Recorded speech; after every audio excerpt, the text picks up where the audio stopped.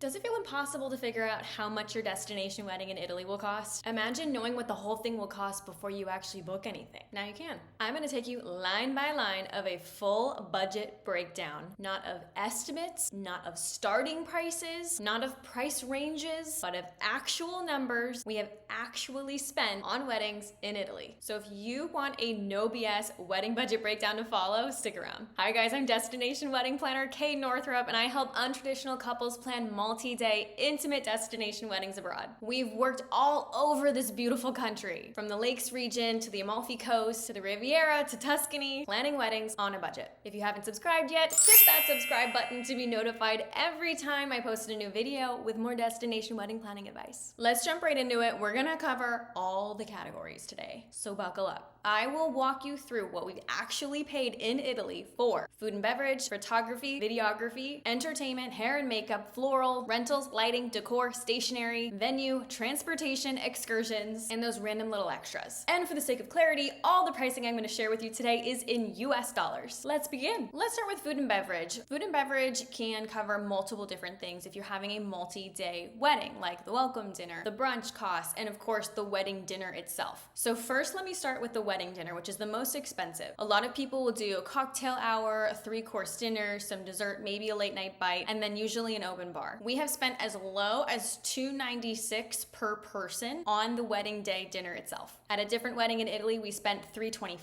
At another wedding, we spent $348 per person. And another wedding, we spent $400 per person. So all in all, it's close to $300 to $400 per person. And that variance really came from the quality of the caterer, the different areas in Italy that were more or less expensive. Welcome dinner, they're almost always beer and wine only and something more casual like a pizza dinner or something like that that's really local and authentic to Italy, which is typically pizza anyway. So we've spent in the past $75 per person.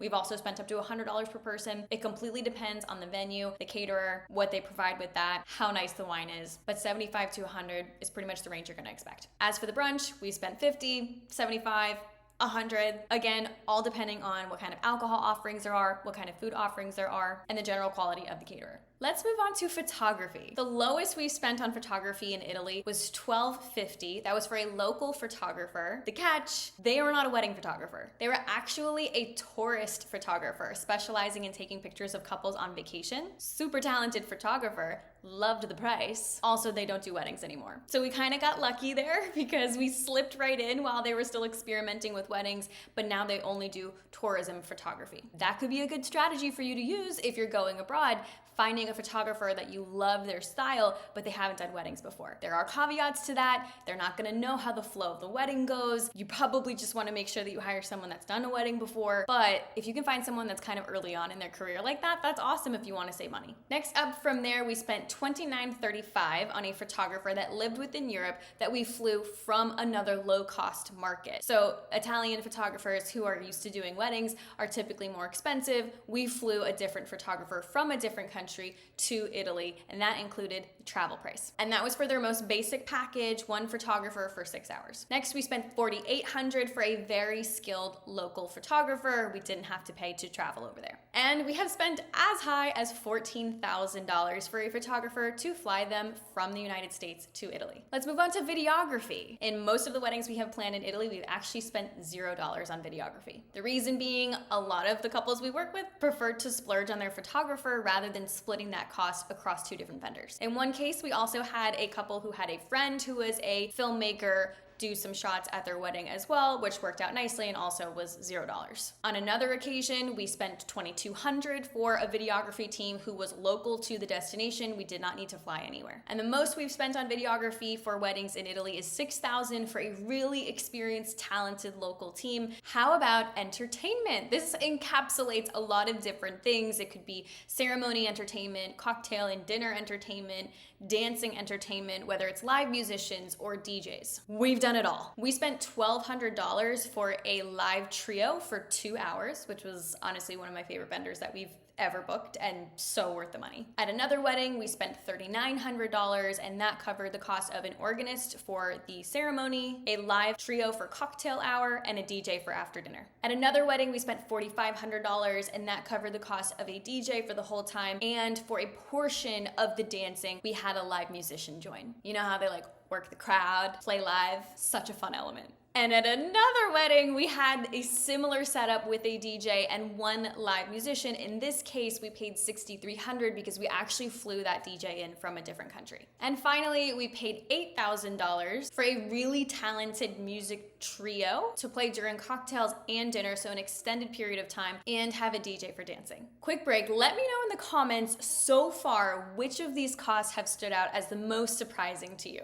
We'll see if it's any different by the end. We're not even halfway through. Let's talk about hair and makeup. For just the bride for one wedding, we spent $875 to cover her hair, makeup, gratuity, and trial for her wedding in Italy. That also covered some travel costs to move the stylist within the country. On 3 other separate occasions, we've had a larger group, so the bride plus some members of the wedding party join. On those occasions, we spent $1,280, $1,335, and $1,950. All pretty much the same price, so there's a slight variance between the number of wedding party members that included and if there were travel costs included to move them throughout the country. But all of those artists were based in Italy. Let's talk about flowers. This is the one that gets the worst reputation. Most of the couples that I talk to are like, okay, I want to have a beautiful wedding in Italy, but I couldn't give 2 craps about flowers. The flower costs vary greatly because it's heavily tied to the number of guests that you have. The more guests you have, the more tables you need, the more arrangements you need. So I'm gonna give you the cost and the guest count so you can kind of see how those 2 qualities are interconnected. For one wedding in Italy, we had a long table for 40 people. We spent $2,700 on flowers for that table, but it was very, very light on the flowers. Just a smattering.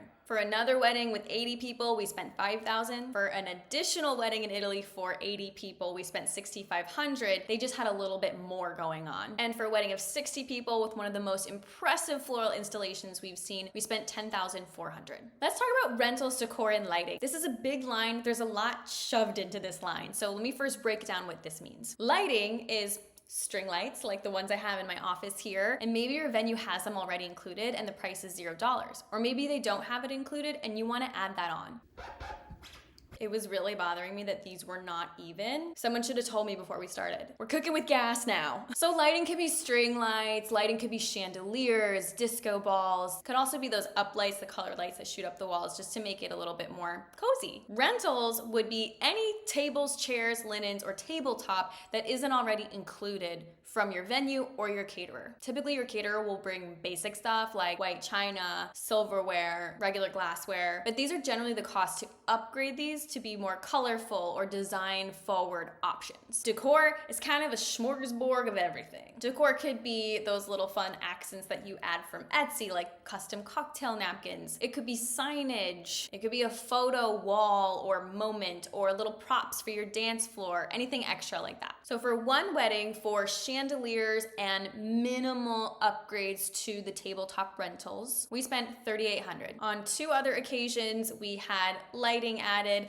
and then more impressive tabletop upgrades, and we paid to upgrade the chairs. On those separate occasions, we spent $6,100 and $6,400. Next is stationery. This is all of the paper goods for your event, whether it's to save the date and invitations or the day of pieces, your table numbers, escort cards, place cards, menus, ceremony programs, reserved signs, all of that stuff. For one wedding we had in Italy, the couple elected to do electronic save the dates so that they could spend more and have custom invitations, and then all of their day of pieces they got from a templated website like Minted. That was $1,200. On another occasion where we did printed save the dates, invitations, and day of pieces from a site similar to Minted, one of our couples spent $1,400 and one spent $1,800. Let's talk talk transportation. No, this is not required to pay for your guests, but in a couple different occasions for weddings in Italy, we did have couples who wanted to cover some portion of it. So for one wedding, we put a few different guests in shuttles at the end of the night to just send them home. They got their own way to the venue, so this was just end of night transportation, and that was around $400. For another wedding, we had the ceremony happening off-site at a church, so we needed to move all of the guests to the church and back to the reception where they were staying, so we didn't have to pay for end of night transportation. Moving them to and from the ceremony was $13.50. For another wedding, we have a bunch of guests staying off-site who needed to be moved to and from every wedding event for the weekend. That was $3,000. Let's talk excursions now. A lot of times with these multi-day destination weddings, you want to use the extended time as an opportunity to immerse yourself in the culture, whether that's a cooking class or a boating excursion or truffle hunting or wine tasting. That's what I would do. So it's super subjective, but we have had some couples in the past spend $100 to $200 per person on a cooking excursion, and that just completely is dependent on what their venue charged for that service. We've also spent about $6,000 on a yacht rental. Again, it's going to depend on how many people and what kind of boat you want. So in our situation, that was a small catamaran. Let's talk about the big one, the venue.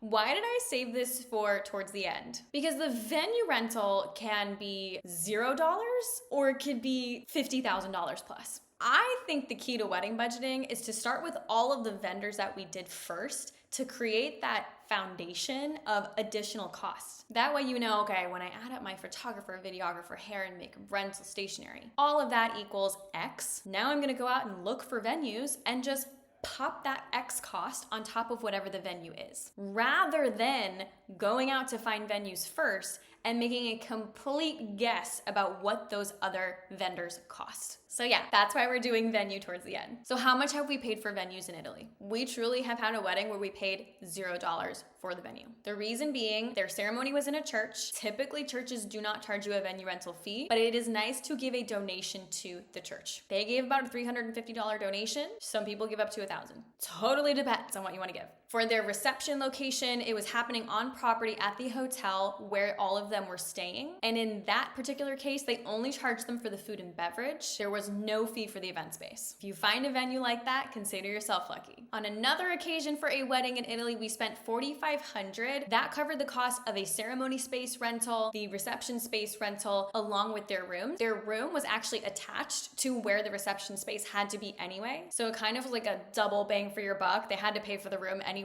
because they needed the space. So they got a really nice room and the space, and the price was right. It also was a smaller venue, which is why the price was a little bit lower. We've also had larger venues that we book that have accommodations on site for multiple people. This price I'm about to tell you is the most common price that we have spent on a venue with accommodations attached to it. It is $30,000. In one circumstance, we've spent $30,000. It came with a villa for 5 nights and had 6 rooms on site. In another circumstance, we spent $48,000 for a villa that we had for 3 nights and sleeps 70 people. In both of those examples, when we spent $30,000 and $48,000, we actually recouped funds back from the guests who were paying to stay in those rooms on site. For more details on that cost-saving technique, check out this video linked here where I talk you through how to have a low-budget destination wedding in Europe. Now, we're not done yet. There is another line item called contingency. This is like our oh crap fund. Our oh crap, the exchange rate changed, we're going over budget. Oh crap, 10 people that we totally thought were not gonna come are now coming, we're going over budget. Or oh crap, the venue just hit me with the most unexpected fee that was nowhere in our contract, we're going over budget. If you have a contingency set aside, you will not go over budget. We have had couples put between $3,000 and $5,000 for the most part in that contingency line at the start of planning. And yes, they used it. Now there's also going to be extras like your rings, your travel, your honeymoon, your outfits. That is all super subjective. I mean, you could literally spend $100 on a wedding dress or $5,000. So I'm just going to tell you what we've typically seen couples spend between